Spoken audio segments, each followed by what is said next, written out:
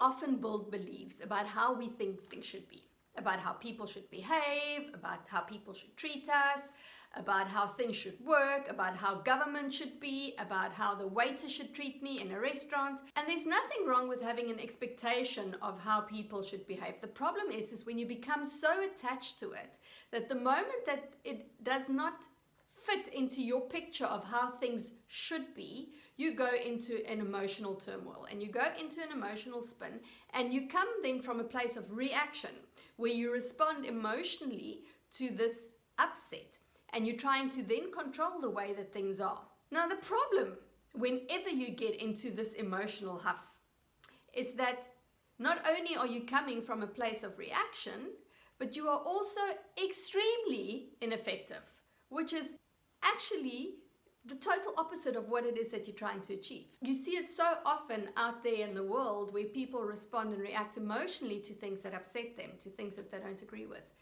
And I often liken it to bumping your head against a brick wall. Okay, so you see something, it upsets you, you resist it, you fight it, you stand up against it, but you're bumping your head against a brick wall and you keep on bumping and bumping and bumping. And yes, you can see that something's happening. There's definitely some action there.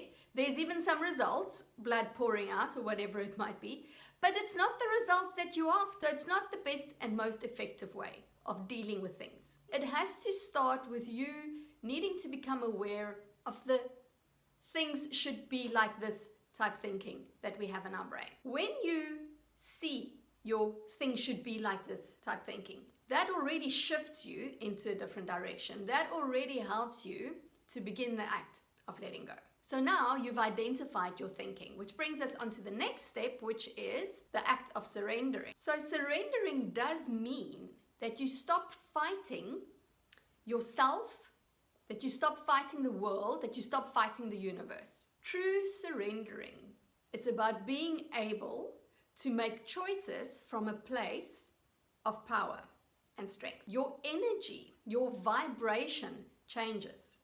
So now you are acting from a different space, and you can only reach that place when you let go of how you think things should be, when you let go your resistance against the way that things are right now. So here's the thing. Control is rooted in fear. The reason why we want to control things is because we are scared of what is going to happen if we don't control it. We think we know best, and that isn't a very smart way of being, but we can change it.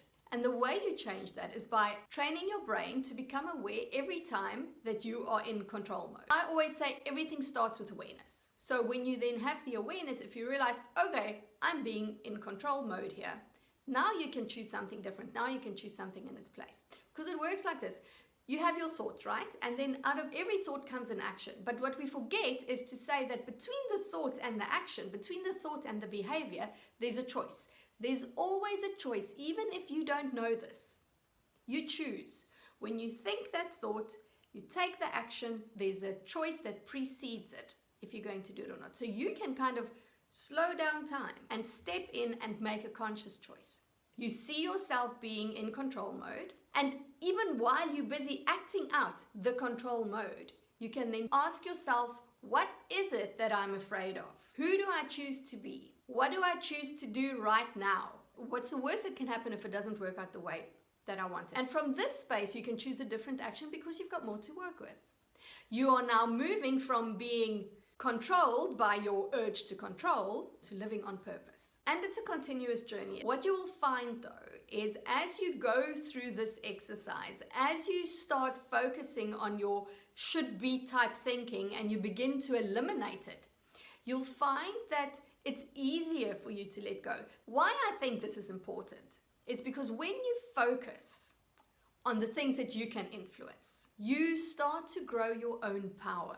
And it is in your own power that your authenticity lies, that your success lies, and that your fulfillment lies. In your own power, you then start living life on purpose. And to me, that sounds like a good recipe.